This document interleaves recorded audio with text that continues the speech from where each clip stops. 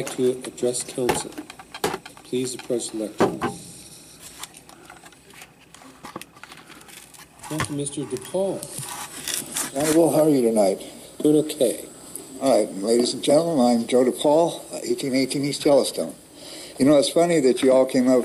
I must have picked the right night to come down here, because my talk tonight is purely economics. I'm not going to get on your case about anything, but I am going to make a demand of all of you. But first you need to know this. This concerns currency and how it flows through a system. Now, I've stood before this city council, or one long time ago, and in fact, Ms. Slager was the only one on the council at that time. That's how long ago it was. Every dollar that we spend with a locally owned business, it will generate $6 in spending power before it evaporates through the system.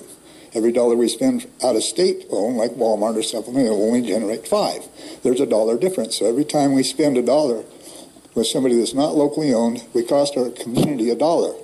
But that's not what I'm here for. This is just a very basic thing, a project I call the Dollar Maintenance Project that I've been trying to get going for years. I've just had a lot of opposition for some reason. But what I'm talking about today is declaring war on internet shopping. Last Black Friday, it was reported that 14% of all of Christmas shopping during that weekend was done on the internet. And they gave the figures, and so I did the losses of what it would cost communities when it comes to that spending power dollar, and it worked out to about $30 billion through the entire country with just one weekend. I don't know how it affected Casper because I don't have those figures. But if we were consistent, 14% of the money that was spent on that weekend went out of state without anybody going out of state. But it's just as bad as if you go out of state and spend your money. So it's like up in Sheridan, everybody's whining because people go to Billings to buy their goods to beat the sales tax. Things like that, you know. Shopping on the internet does the same thing. That's about anywhere from 80 to 85% of our currency that disappears when we shop at the internet. Now, that's a big loss. Now, you're talking about sales tax and all of that drops. Well, that's 80% of the money that's spent. We don't collect sales tax on it, and that's going to contribute to our sales tax shortfalls tremendously. When I talk to people, I find they're very selfish. Well, I should save this. And I says, well, you know, if you're going to save 20 cents, you might cost yourself a job because we only have this much currency. And if we start shrinking it and shrinking it, shrinking it, we also start shrinking the money that's used to support jobs, taxes, and everything else. So what I'd like you to do is declare a war using your advertising dollars and stuff like that, not to just say shop Casper first, but to say, look, you're costing us a minimum of $4.50 for every dollar you spend on that internet. Now that's, you know, those are unacceptable terms. And if it gets worse, if we go to 20, then 25% or 30%, you know, it could be worse, make this bust worse than any bust we've ever had. The last time we had a big bust was in the 80s. I lived through it. We didn't have the internet. We didn't have as many out-of-state owned fast food, and most of our hotels were locally owned. Now they're all out-of-state owned. You know, and so we're not generating the money just because of that. But when you add the internet, you know, that's really going to cause a currency shortfall. So we need to do something about it as a community. Now, you all raised your hand and said, elect me to be leader. So do some leading. Lead this community into understanding the importance of shopping locally. You know, Pat talked about, you know, hiring locally owned contractors and things like that, and that is very important. But so is this, because this is something, it's worse than people traveling out of state, because you don't even have to travel, you just send your money. And if you download a song, well, Vegetation Records, that's a whole line, Sonic Rainbow, you know, can sell you music. Well, we lose that whole $6 that could have been spent down there, you know, and that's a tremendous loss to our economy. So I'm demanding that you all take on the lead, because I've tried for several years to get this point across, and I just run into deaf ears and people who refuse to do something like read a book on how currency flows through a system. And that's all you need to do to understand it. But anyway, I'd appreciate if you would take on this ball and run with it, because like I said, I'm getting tired of running into one obstacle after another, even with my dollar maintenance program, which is just basically trying to get people that own local businesses to put a simple poster in their window that says we're a dollar maintenance business. In other words, we generate $1 more than Walmart or Sonic or all these other places, you know, for our economy. And that's how important it is. When we were doing the boom, it didn't hurt as much. But now we're in a bust. And like I say, all of you that have lived the 80s busts, you know, saw how serious that was and how many people went out of business and all that, and how many of these people that come to Casper, and as soon as the bus goes, boom, they were out of here. The loudest mini boost in the 90s, you know, how many people vacated, you know, Casper, because, boy, they see trouble, they'd have no loyalty to us. We've got to start generating some loyalty to each other as a community, you know, especially economically. Otherwise, a lot of people are going to lose their jobs. And that's a very important thing. And how do you feed your kids if there's no cash to be spent to hire you? You know. So anyway, I'll rest my case. Any questions for Joe Depaul? Comments? Okay. I hear you, and I, for years, made a purpose of going to the Sonic Rainbow and finding obscure recordings of classical music, which you could order on Amazon in a matter of minutes. And I did that to purposely help a local business. But I don't think that there's any way that this council can actually declare a war on online shopping. Well, you can with an advertising campaign. You back Shop Casper first.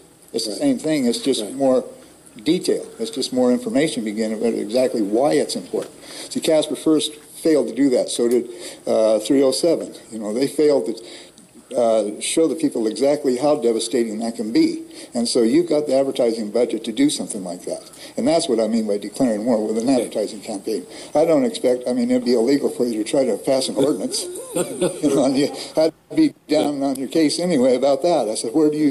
Right. What about freedom of speech and all that? Well, yeah, you know how I am. I'm big on that. So, yeah. But nonetheless, you know, you're the leaders here. And this is a very important topic, and it's all education. It's nothing else. It's not saying bad Walmart or bad Kmart or anything like that. It's just saying the one thing all these people have in common is they cost $1 for every dollar you spend there. But more importantly, you cost us a minimum of $4.50 for every dollar you spend on that, and that can mean your job. Right. And I think that falls under your reign of responsibility, because, you know, it's just part of the whole thing. Somebody's got to do it, and I've a miserable failure at it, so maybe you can do it, and then you can take the heat for failing if the people don't. You know, because I get all sorts of, like, who was it? One of the political people here that I try to talk this and say, well, it'll make local businesses become more creative. I mean, we just went in from one year to the other. I mean, you get incredibly lame responses about this thing, and so it needs a full-on advertising, you know, drive to keep people from, or at least raise the social consciousness. You know, it's kind of like when MAD first started out, and they said, well, you know, designated drivers, and brought everybody's social conscience that maybe you shouldn't go out there and get hammered and then go drive down the road at 80 miles an hour. You know, well, it's the same thing. It's just meant to raise social consciousness. The members of Casper, that, you know, we might not like each other, we might not always get along with each other, but the one thing we're stuck with is our economy, and we're so isolated here. You know, people don't realize that. When I try to talk to people, the Casper Speedway, for instance, and Ms. Slagger knows how I feel about that place, they dream about these national sanctioning bodies and all this, and they dream that all these people are going to come to Casper to race. You know, maybe 4 or 5 people from Gillette comes down to race. That's because we're so isolated. It's not because we don't have a great racetrack. It's just that we're so isolated. And when you do things, or like when I was promoting concerts, I would try to explain to a promoter, yeah, we got 50,000 people then when I was promoting them. You know, I says, well, how much around you? And I says, oh, maybe another 5,000. And they think, you got to be kidding. I said, no, you got to go 120 miles before you get to a city that has 10,000 people in it. That's how isolated, that's how much of an island we are, and that's how important educating people on the dangers of what the internet poses to our local economy. And that's all it is, period. But I've never demanded anything of you before, but I do this time because that's how important I feel about it. You know, it's just, it can be a life and death for a lot of people, including my little business, you know, so. With that, I'll rest again unless there's any more comments. I see a lot of heads nodding, so hopefully you'll get around to doing it. You're absolutely right. And we do have like a 3-hour time barrier to the next significant sized city. And that's only one direction. We are in the middle of nowhere. And everybody who is of a certain generation and carries around a smartphone is going to tell you, because of that isolation, I do my shopping online. And it's a paradigm shift in commerce. And it's going to have its winners and losers. And there's, unfortunately, though, we're going to have more losers than winners. Well, I hear you, and I do believe that bust in the 80s, you know, there were a lot of people who hung in here just because they like it here. And they talk about diversity in the economic base, but yeah, we're too reliant on oil. Yeah. You know, we need to diversify it, and I've got opinions on that and things to do, but some of them are fanciful, like maybe building an indoor ski resort, you know, so that we'd have year-round tourism and creating Casper to become a destination point for tourists and things like that. We do need to think outside the box. Oh, yeah, and I do that real well. Okay.